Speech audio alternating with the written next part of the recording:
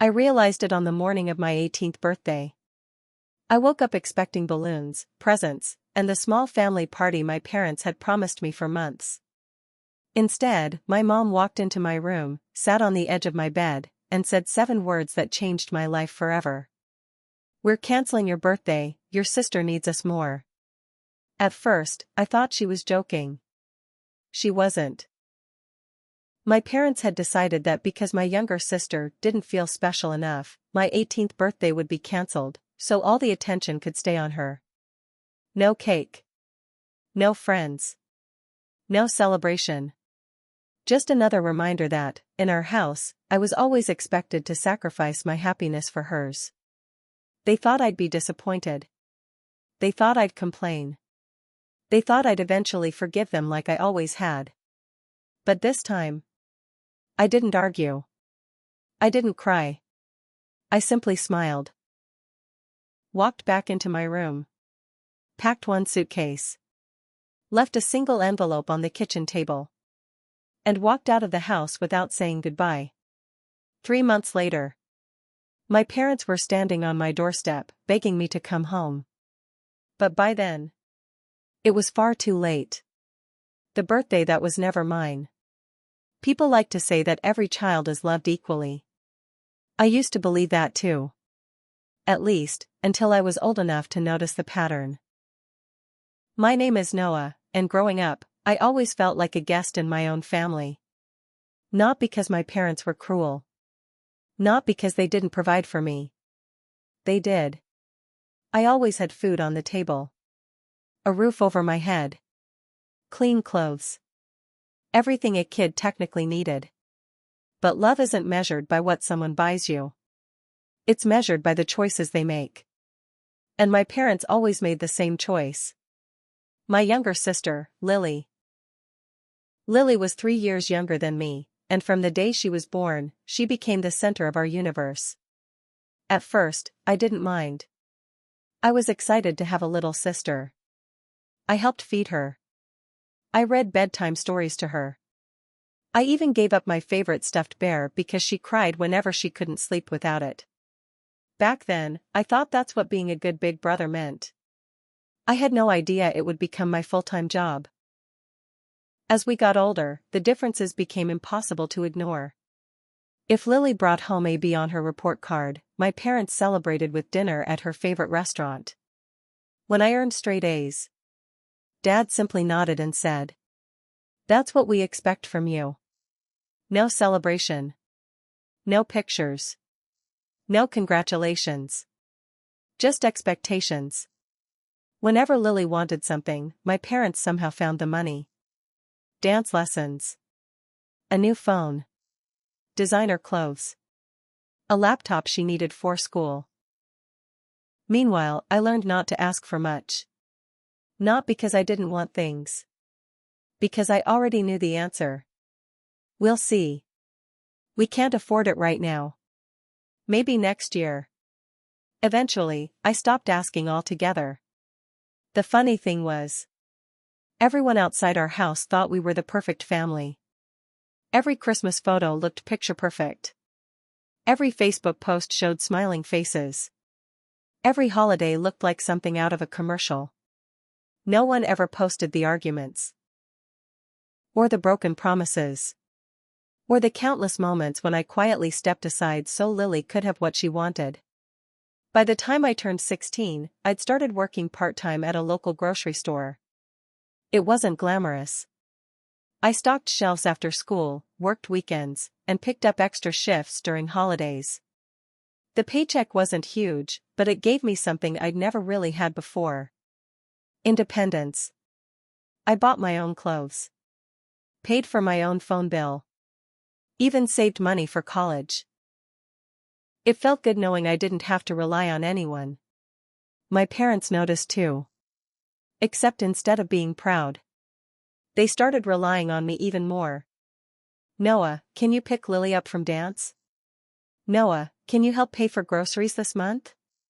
"Noah, your sister wants concert tickets. Could you chip in a little?" It was always just this once. Except just this once happened every few weeks. And somehow, I was expected to smile while doing it. Then came my 18th birthday. For most people, turning 18 is a big milestone. You're officially an adult. My parents knew how much it meant to me. Months earlier, they'd promised we'd have a backyard party. Nothing extravagant. Just family. A few close friends. A barbecue. A cake. And maybe a bonfire after sunset. It wasn't expensive. In fact, I'd offered to pay for half of it with my own savings. Dad laughed and said, "Don't be ridiculous. This one's on us." For the first time in years, I actually believed them. I spent weeks looking forward to that day. Not because I wanted gifts. Because I wanted to feel celebrated. Just once. The week before my birthday, Mom asked me for the guest list. Dad borrowed extra chairs from a neighbor. Even Lily seemed excited. She helped choose the cake. For the first time in a long time, everything felt normal. Maybe, I thought, things were finally changing. Maybe my parents realized they'd been unfair. Maybe this birthday would be different. Maybe I'd been wrong all these years. Looking back now, I should have known better. Because in my family, whenever things seemed too good to be true, they usually were. The night before my birthday, I stayed up later than usual. My best friend, Mason, texted me to ask what time the party started. 4 o'clock, I replied. "Don't be late." He sent back a laughing emoji. I wouldn't miss it. I smiled, plugged in my phone, and went to bed. For the first time in years, I was genuinely excited about tomorrow. I had no idea that by breakfast, there wouldn't be a party anymore. And by sunset, I wouldn't have a home anymore. The 7 words that broke everything. I woke up before my alarm. For a few seconds, I just lay there, smiling at the ceiling. 18. It felt strange saying it in my head. I was officially an adult. I reached for my phone. Dozens of birthday messages were already waiting for me. My friends had flooded our group chat with memes, terrible jokes, and promises to embarrass me later at the party. Mason had sent a selfie holding a ridiculously oversized birthday card. His caption read, "Don't worry. I bought the biggest card they had. You have to pretend you like it." I laughed. It was exactly the kind of thing he'd do. I got dressed, walked downstairs, and expected to smell pancakes. Every year, Mom made pancakes on birthdays. It was our little tradition. Instead, the kitchen was silent. No music. No decorations. No balloons. Just my mom sitting alone at the table with a cup of coffee. She looked nervous. "Morning," I said. She forced a smile. "Happy birthday." "Thanks." I looked around. "Where's Dad?" "In the living room." "And Lily?" "Still asleep." That was odd. Normally Lily was the first one awake on birthdays. Even if it wasn't hers. Mom kept staring at her coffee. She wouldn't look at me. A strange feeling settled in my stomach. "Everything okay?" She slowly put her mug down. Then she patted the chair beside her. "Noah, can you sit for a minute?" The excitement I'd been feeling all morning disappeared instantly. People don't ask you to sit down when they have good news. I pulled out the chair and sat across from her. She took a deep breath. Then she said the 7 words I'd never forget. "We're canceling your birthday. Lily needs us more." I blinked. "I'm sorry. I don't think I heard you correctly." She swallowed hard. "Your sister has been feeling left out." I frowned. "What does that have to do with my birthday?" Mom folded her hands together. "She's been very emotional lately. So? We don't think it's healthy for all the attention to be on you today." I stared at her, waiting for the punchline. There wasn't one. You've been planning this party for 3 months. I know. My friends are already coming. I know. Dad rented tables. I know. So. I laughed nervously. What are we talking about?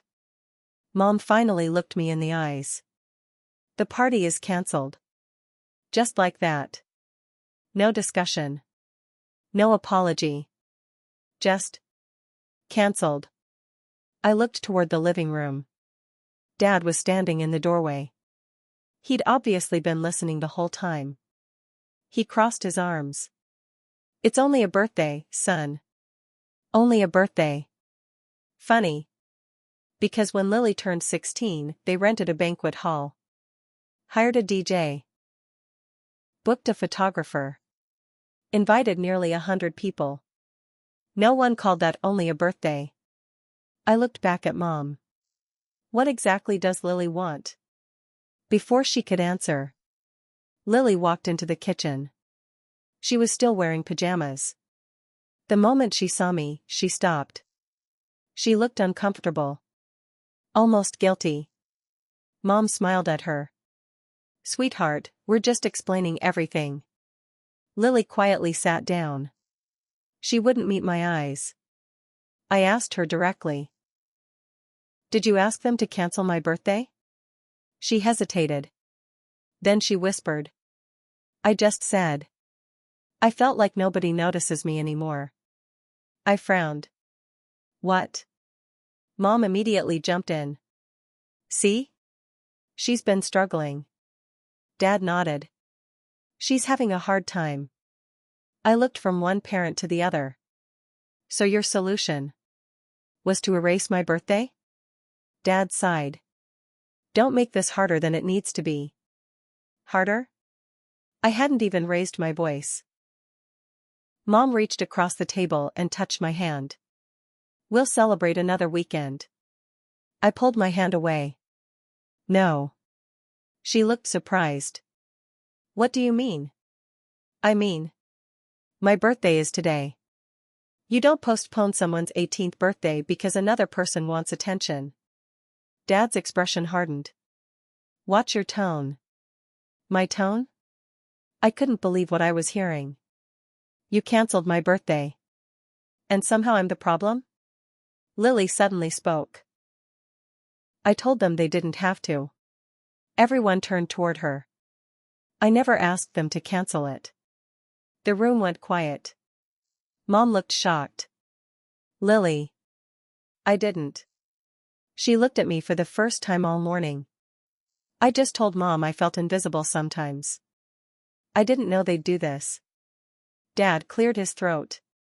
The decision was ours. That sentence changed everything.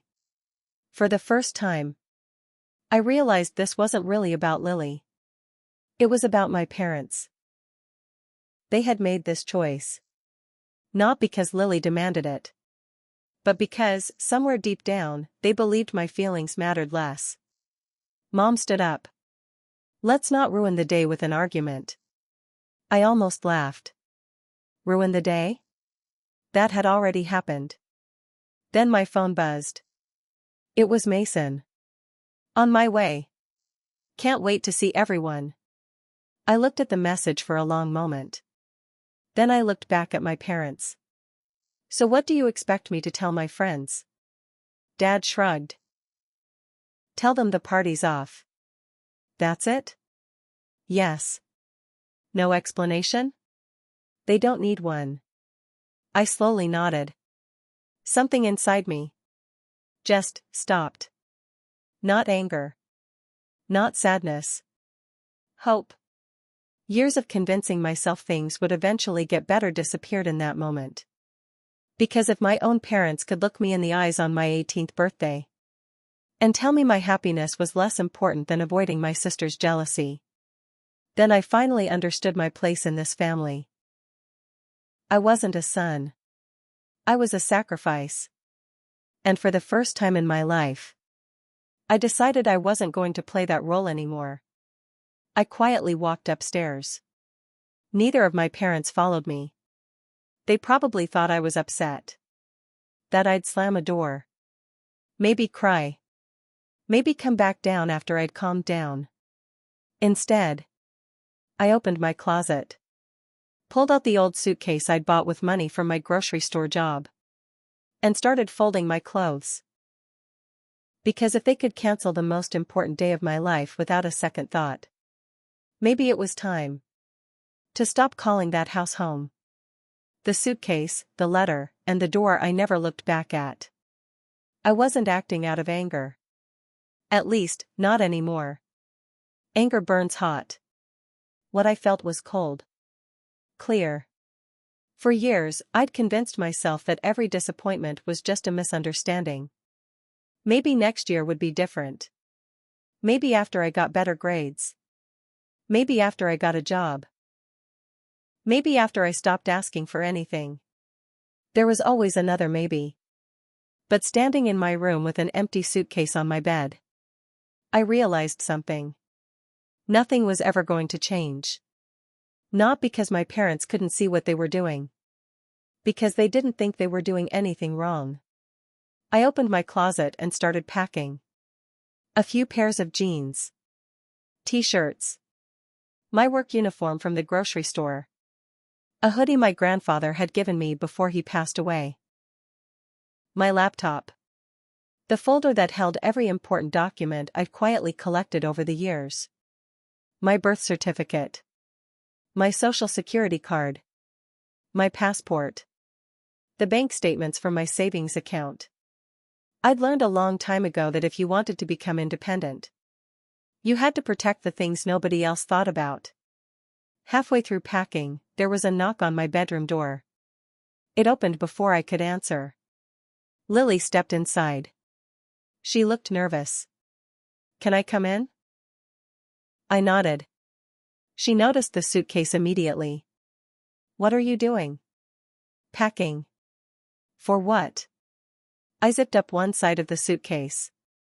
"I'm leaving." Her face went pale. "What?"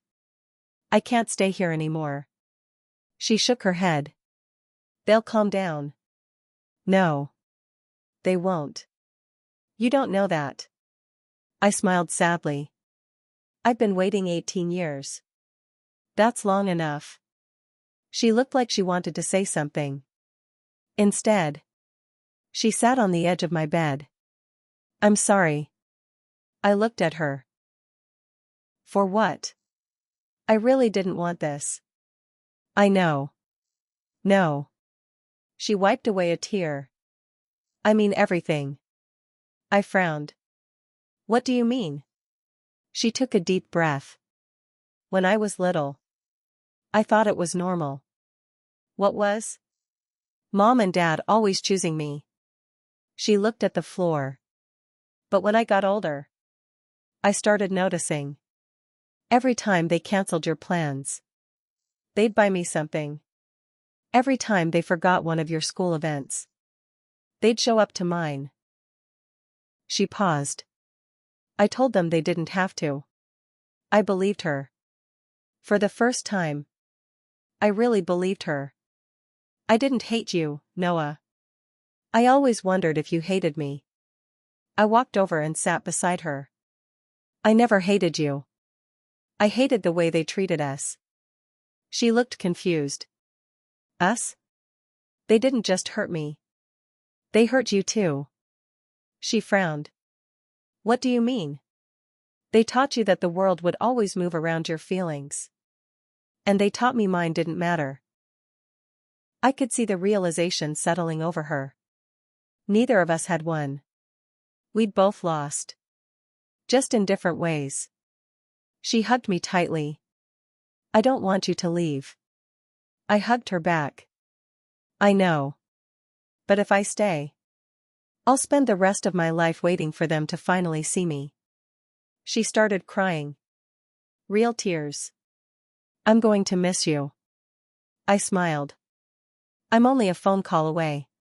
She nodded. Then quietly left the room.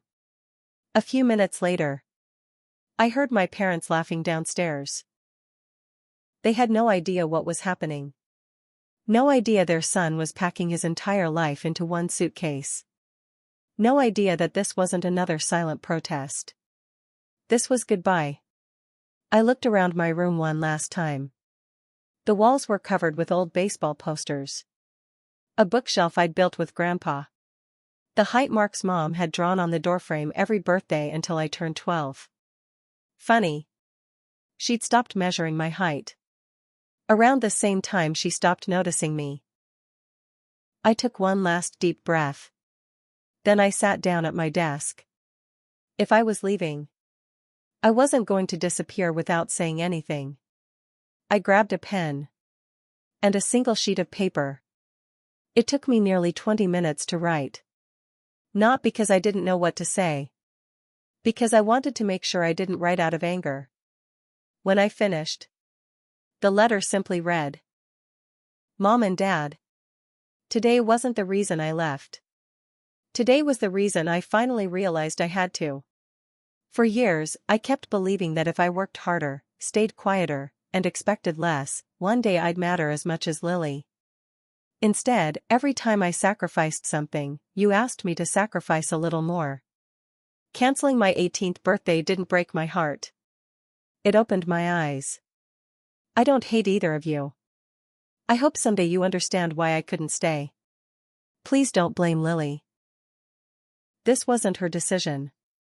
Take care of yourselves. Noah.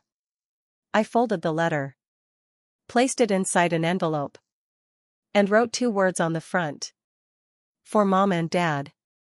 I carried my suitcase downstairs. Neither of my parents noticed at first. Dad was watching television. Mom was scrolling through her phone. I quietly placed the envelope in the center of the kitchen table. Then I picked up my keys. That's when Dad looked up. Where are you going? I smiled politely. Out. He nodded without asking another question. Be back for dinner. I looked at him for a second. Then answered with 4 words he'd remember for the rest of his life. I don't think so. Before either of them could respond, I opened the front door, stepped outside, closed it behind me, and walked away. I never looked back. Because sometimes, looking back gives people the chance to convince you to stay. I wasn't giving anyone that chance. As I reached my car, my phone vibrated. It was Mason. Dude, I'm outside your house. Why is everyone leaving? I looked toward the street. 3 of my friends were standing there holding birthday gifts. Confused. Watching guests drive away after receiving cancellation texts. I took a deep breath. Then I typed 5 words. Meet me at the park. Because if my family had taken away my birthday, I wasn't going to let them take away my future too. The birthday picnic that changed my life. When I pulled into the park parking lot, my hands were shaking. Not because I was scared. Because everything felt unreal. An hour earlier, I had a home. A family. A birthday party waiting for me. Now I had one suitcase in the trunk of my car and no idea where I was sleeping that night. Mason was the first one to spot me. He jogged over, still holding the oversized birthday card. Behind him were Ava and Jordan, both carrying gift bags. The moment Mason saw my suitcase, his smile disappeared. Noah. He looked from the suitcase to my face. What happened? I tried to answer casually. The party's cancelled. I figured that part out. Your mom texted everyone. He lowered his voice. Why are you packed like you're moving? I looked away for a second. Then I said the words out loud for the first time. I left. All 3 of them stared at me. Ava blinked. You mean, for the night? I shook my head. No. Jordan frowned. Wait. Are you serious? Yeah. Mason stepped closer. What did they do? I laughed softly, though there was nothing funny about it. They canceled my 18th birthday because Lily didn't feel special enough. For a moment, nobody spoke. Then Jordan said exactly what I was thinking. That's insane. Ava looked horrified. They actually said that? Word for word. Mason ran a hand through his hair. I knew your parents favored Lily sometimes, but this is next level.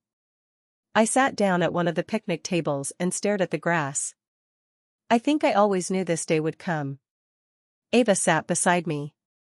So what now? I looked at my suitcase. Honestly? I have no idea. Mason didn't hesitate. You can stay with me. I looked up. Dude, your apartment is tiny. So? The couch folds out. Your roommate will kill you. He owes me $50. He'll survive. For the first time all day, I almost smiled. Thanks. I'm not asking. I'm telling you. Jordan dropped the gift bag on the table. Happy birthday, by the way. Worst birthday ever, but still. That broke the tension just enough for all of us to laugh. A few minutes later, Ava opened one of the grocery bags she'd brought. Inside were chips, soda, and a small chocolate cake. I stared at it. What's that? She shrugged. I figured your family would forget dessert. I didn't know what to say. The cake was lopsided and clearly store-bought at the last minute. It was probably the cheapest cake in the bakery. And somehow, it meant more to me than any expensive party ever could. Mason stuck a single candle into the center. Jordan handed me a lighter. Come on, birthday boy. I looked at the tiny flame flickering in the evening breeze. No decorations. No DJ. No 100 guests. Just 3 friends sitting at a picnic table in a public park. And for the first time that day, I felt seen. We sang the world's most off-key version of Happy Birthday, and I laughed so hard I nearly dropped the knife while cutting the cake. Mason raised his soda can. To Noah. Ava lifted hers too. To 18. Jordan grinned. To never letting people decide your worth. We clinked cans together. And in that moment, something shifted inside me. Maybe family wasn't always the people who shared your last name. Maybe sometimes. Family was the people who showed up when everyone else walked away. As the sun began to set, my phone started vibrating repeatedly. Mom. Dad. Mom again. I ignored every call. Then a text appeared from Dad. Come home. You're being dramatic. A minute later, another one from Mom. Please answer us. We found your letter. I stared at the screen for a long moment. Mason noticed. You gonna reply?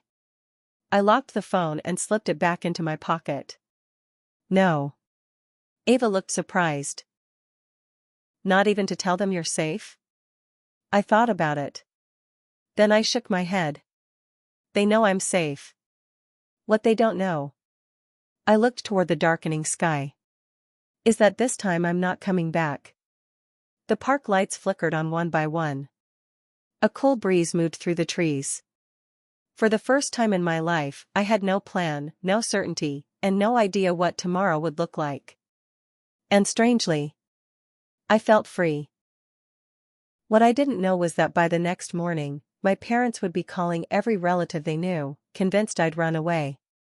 And 3 months later, they would be standing outside a door they never expected me to open, begging for a second chance I wasn't sure I could give. The morning after I disappeared, I woke up to the smell of coffee. For a second, I forgot where I was.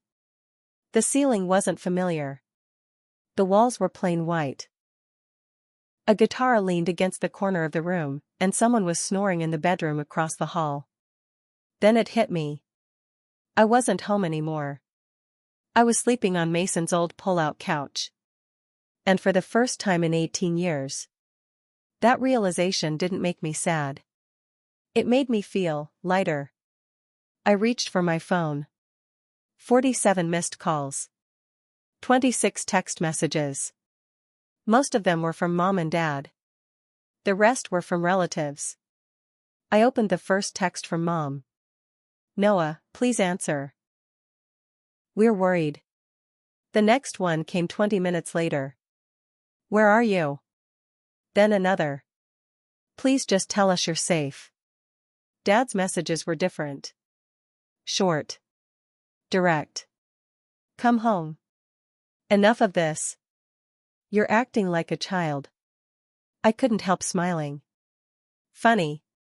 The day before, I was apparently old enough to sacrifice my birthday. Now I was suddenly a child again. Mason walked into the living room carrying 2 mugs of coffee. "You sleep at all?" "A little." He handed me one of the mugs. "You planning to call them?" I shook my head. "Not yet." He nodded. I wouldn't either. His roommate, Tyler, walked out of his room a few minutes later. I'd met him once before, but we barely knew each other. He looked at me. "So, you're the birthday guy." I laughed. "I guess." Mason had obviously filled him in. Tyler sat across from me. "My parents kicked me out when I was 19. I looked up. "What happened?" "They wanted me to quit college and work for my uncle." "You didn't?" "Nope." He shrugged. "Best decision I ever made." I smiled. It didn't feel like it at the time. It never does. That sentence stayed with me. Because he was right. The best decisions often feel terrifying in the beginning. Around noon, I drove to the grocery store for my shift. I hadn't planned on going. But rent, food, and gas weren't going to pay for themselves. As soon as I walked through the employee entrance, my manager, Mrs. Carter, waved me into her office. "You look exhausted." "I've had a long 24 hours. I heard." I frowned. "You heard?" She nodded. "Your mother came by this morning." My stomach dropped. "What?" "She asked if you'd shown up for work." "What did you tell her?" Mrs. Carter folded her arms. "I told her I don't discuss my employees with anyone." I let out a relieved breath. "Thank you." She smiled. "You've worked here for almost 2 years. I know your character. If you left home." I'm guessing there was a reason. I didn't realize how badly I needed to hear someone say that. Not ask questions. Not assume I was the problem. Just trust me. Before I left her office, she stopped me. "Noah." "Yeah?" "If you ever need extra shifts, I'll find them." I smiled. "Thank you." "No." She smiled back. "Happy birthday." The day dragged by. Every customer smiled. Every customer complained about something. Every customer went home. Meanwhile, I spent 8 hours pretending everything was normal. By the end of my shift, my phone had nearly died from all the notifications. When I finally plugged it into my car charger, another message appeared. This time, it wasn't from my parents. It was from Lily. "Can we please talk?" I stared at the screen. Then another message appeared. "I didn't know they were going to tell everyone you ran away." I frowned. Ran away? I immediately opened Facebook. My heart sank. Mom had made a public post. It included an old photo of me from high school. The caption read, "Please pray for our son, Noah. After a family disagreement, he ran away from home. We just want him back safely. If anyone has seen him, please contact us." Thousands of people had already seen it. Dozens of comments poured in. "Praying for your family. Teenagers make mistakes. He'll come home." Then I noticed something else. Not one word about canceling my birthday. Not one word about why I'd left. Just enough information to make themselves look like heartbroken parents. I clenched my jaw. They weren't looking for me. They were protecting their image. Mason called just as I was reading the comments. You saw it? Yeah. You okay? I laughed bitterly. They're turning me into the villain. They're trying. He corrected me.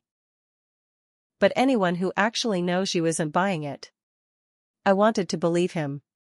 But I also knew how stories worked. The first version people hear is usually the one they remember. And my parents had told theirs first. I started the car. Then my phone rang again. This time, it was Grandma. I almost ignored it. But something told me not to. Hello? Her voice was soft. Teddy? She was the only person who still called me by my childhood nickname. Hi, Grandma. I know you didn't run away. I closed my eyes. You do? I raised your father. She sighed. I know exactly how stubborn he can be. A small smile crossed my face. I just wanted to hear your voice. I'm okay. I know. She paused. But your mother isn't. I didn't answer. Then Grandma said something unexpected. I think this family has been unfair to you for a very long time. Those words hit me harder than anything else. Because for the first time, someone inside my family had finally admitted it. But before we hung up, she whispered something that sent a chill down my spine. Your father isn't telling you everything. I frowned. What do you mean? There was a long silence. Then she said, the reason they canceled your birthday wasn't just about Lily. My grip tightened around the phone. What are you talking about? Grandma took a slow breath. There's something they were trying to hide from you. The secret behind my canceled birthday. I sat in my car long after Grandma hung up. Her last sentence kept replaying in my head. They were trying to hide something from you. At first, I assumed she meant guilt. Maybe my parents didn't want to admit they had favorites. Maybe they were embarrassed. But Grandma hadn't sounded emotional. She'd sounded careful. Like someone who knew more than they wanted to say over the phone. I called her back. She answered on the second ring. Grandma. What did you mean? She sighed. I shouldn't have said anything. You already did. I know. So please. If there's something I need to know, I'd rather hear it from you than keep guessing. There was a long silence. Finally, she spoke. Your father lost his job 6 weeks ago. I frowned. What? He didn't tell anyone outside the family. I leaned back in my seat. Dad has been going to work every morning. He wasn't going to work. He was looking for work. I didn't know what to think. Dad had always been the stable one. The provider. The man who never missed a day. When was he going to tell me? Grandma answered quietly. He wasn't. That explained a lot. The stress. The short temper. The constant arguments I'd overheard late at night. But it still didn't explain one thing. What does that have to do with my birthday? Grandma hesitated. Your parents had already spent most of the money they saved. On what? Mortgage payments. Utilities. Credit cards. So they couldn't afford the party? No. I nodded slowly. Then why didn't they just tell me? I would have understood. I know you would have. Then why lie? Grandma sighed. Because that wasn't the whole story. My stomach tightened again. What else? 3 days before your birthday. Your father finally got a job offer. That's good, isn't it? It would have been. If your mother hadn't done something. I could hear tears in Grandma's voice now. She used the money. I frowned. Used it for what? Lily. Everything went quiet. What do you mean? She bought Lily the car she'd been asking for. I felt like all the air had left my lungs. No. Your father wanted to use that money to keep his promise to you. But your mother said Lily had already been disappointed too many times. So she made a choice. The pieces clicked together. There had never been enough money for both. Instead of telling me the truth. Instead of saying, "We're struggling financially," they decided to give Lily the car. And tell me my birthday was cancelled because she needed to feel special. Not because it was true. Because it was easier than admitting they'd chosen her again. I whispered. Does Dad know? He found out the next morning. The morning of your birthday. And that's when they argued. The biggest fight I've ever heard. I remembered. I'd heard shouting downstairs before I woke up. I'd assumed it was just another disagreement. Now I knew better. Dad hadn't wanted to cancel my birthday. Mom had already made the decision. He just didn't stop her. And sometimes, standing by while something wrong happens is just another way of participating. That evening, Mason and I were eating takeout in his apartment when there was a knock on the door. He looked through the peephole. Then turned to me. You've got company. Who is it? He stepped aside. It's Lily. I froze. What? I think she's been crying. I walked to the door and opened it. Lily stood there holding a small gift bag. Her eyes were red. I know you probably don't want to see me. I stepped outside and closed the door behind me. How did you find me? Mason's girlfriend told me. I nodded. What do you need? She held out the gift bag. This was supposed to be your birthday present. I looked inside. It was a watch. Nothing expensive. But it was exactly the one I'd pointed out in a store almost 6 months earlier. You remembered. She smiled sadly. Of course I did. I didn't know what to say. Then she looked down at the ground.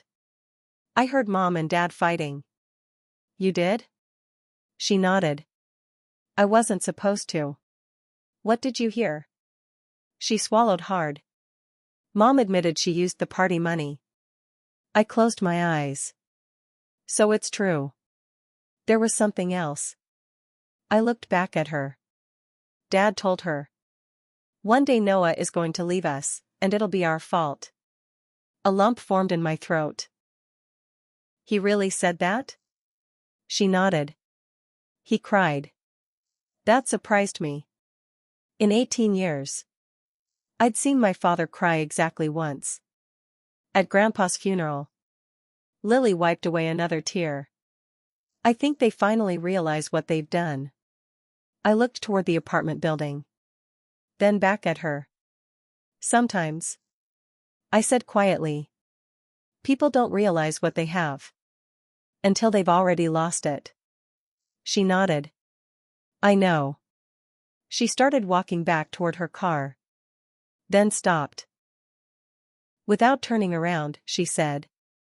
They're coming to see you. When? They don't know where you are yet. But they're looking. I watched her drive away. For the first time. I wasn't afraid of facing my parents. I was afraid of what they'd say. Because apologies are easy. Real change isn't. And 3 weeks later. They finally found me. Not by accident. Not by luck. But because someone I trusted told them exactly where I was. The door I chose not to close. 3 months passed.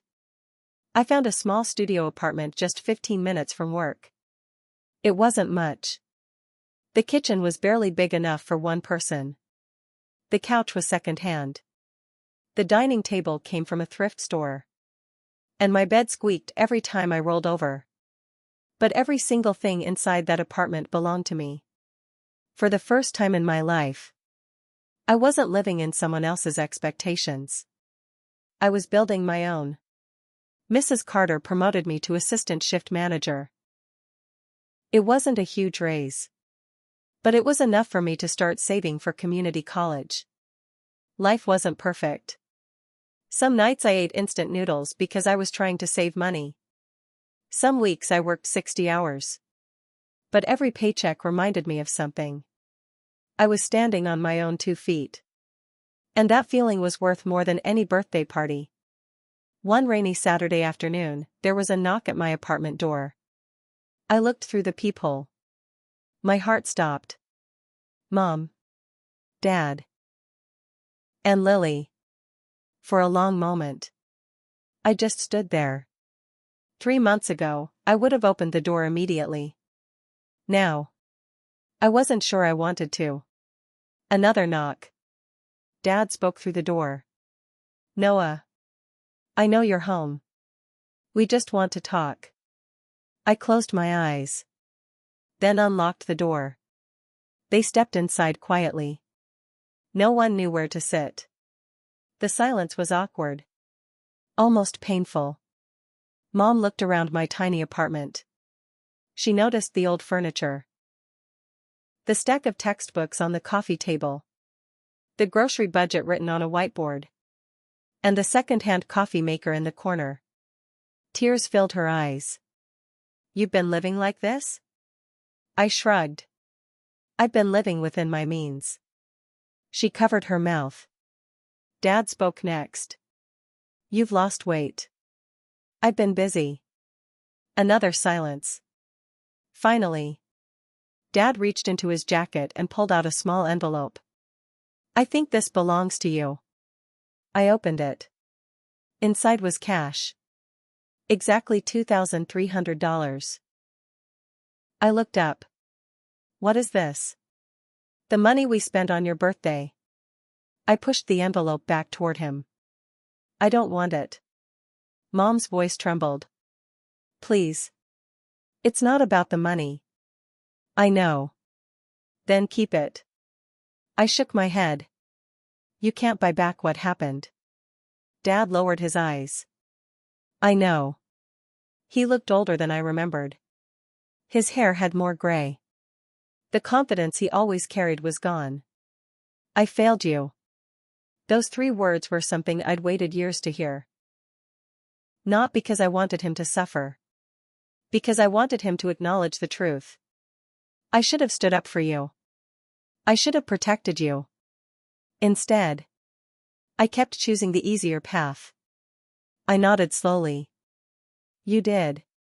Mom couldn't hold back her tears anymore. I thought I was helping Lily. I thought she needed us more. I looked at her. Did she? She didn't answer. Because she finally knew the truth. She hadn't been helping Lily. She'd been teaching her that love meant getting everything she wanted. And she'd been teaching me that my feelings came last. Lily quietly stepped forward. I'd been seeing a counselor. I looked surprised. She smiled faintly. I realized I depended on Mom and Dad for everything. I don't want to be that person anymore. I smiled. I'm proud of you. She started crying. So, do you hate us? I looked around the room. At the family I'd spent years trying to impress. Then I looked at the apartment I'd built from nothing. No. I don't hate you. I was angry. I was hurt. But hate. I shook my head. It takes too much energy. Mom reached for my hand. This time. I let her. I don't expect you to forgive us today. She whispered. I just hope. One day. We can be a family again. I thought about that for a long time. Then I answered honestly. We can. Their faces lit up. But. I continued. It won't be the same family. They looked confused. I smiled gently. The old family expected me to stay quiet. To sacrifice. To always understand. That version of me doesn't exist anymore. Dad nodded. I wouldn't want him to. For the first time, it felt like we were finally having a real conversation. Not one built on guilt or expectations. Just honesty. Before they left, Mom looked around the apartment one last time. I almost forgot. She reached into her purse and handed me a small box. Inside was a keychain. Simple. Silver. Engraved with one sentence. Home is where you're valued. I looked at her. She smiled through her tears. I finally understand what that means. After they left, I stood by the window and watched their car disappear down the street. I didn't know what our future would look like. Maybe we'd grow close again. Maybe we'd never fully repair what had been broken. Some things take years to heal. Some scars never disappear. But I wasn't waiting for their approval anymore. Because somewhere between that canceled birthday, a tiny apartment, and learning to choose myself, I had become the person I'd always needed. People often ask me if leaving home was the hardest decision I've ever made. It wasn't. The hardest decision was finally believing that I deserved better. And once I believed that, walking away became the easiest step I ever took. Sometimes people think the happiest ending is when everyone says sorry and everything goes back to normal. But that's not always how life works. Sometimes the happiest ending is realizing you no longer need the life you left behind. And that was the greatest birthday gift I ever received.